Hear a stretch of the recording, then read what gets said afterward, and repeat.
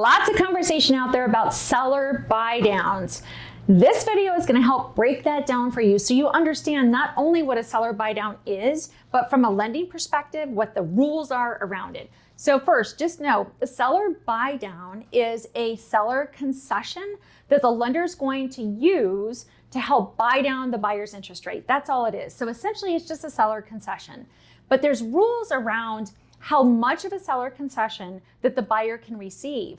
So while there's lots of conversation about, oh my gosh, we can buy down the interest rate by 1,000,000 points. Well, maybe, because depending on the loan program, it's going to dictate the maximum seller concession that is allowed. So for example, on a Fannie Mae or Freddie Mac conforming loan, the maximum seller concession, if the buyer is an investor obtaining an investment property, is 2%.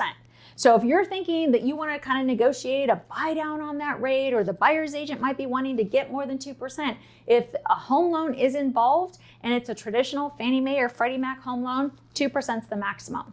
Now, for second homes or primary residences for Fannie Mae and Freddie Mac, and remember, that's any loan amount under the conforming loan limit, the actual amount allowed is going to vary based on the down payment. I know, crazy, right? So if you're doing less than 10% down, then it's a 3% max seller concession. If you're doing less than 25% down, then it goes to 6% seller concession. And if it's 25% or more down that the buyer's putting down, they can actually get up to 9% seller concession. Now keep in mind that that percentage is of the purchase price, not the loan amount. So for example, it's a $500,000 purchase price and the seller wants to give a 3% seller concession for the buyer to use to buy down that interest rate, then that's $15,000, right? 3% of $500,000. No matter what the loan amount is, it could be a $100,000 loan, doesn't matter. The way the concessions work from a lending standpoint they're based on the actual purchase price. Now, when we think about loan program, it's important to know that every type of loan program is going to have like a different maximum. So we have some details on that. Just check out our flyer below.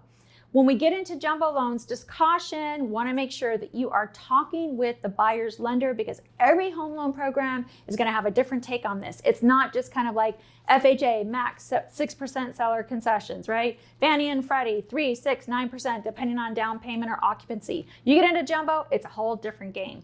I'm really excited about this because once you really see the numbers, I assure you that there is much bigger pickup in using those monies towards a buyer rate buy down than you would see the buyer receive from just doing a price reduction. I'm often asked, how much does a seller credit actually buy down the buyer's interest rate? And the right answer is it varies. It varies day to day based on what's happening in the financial markets, mortgage-backed securities, interest rates, loan program, etc.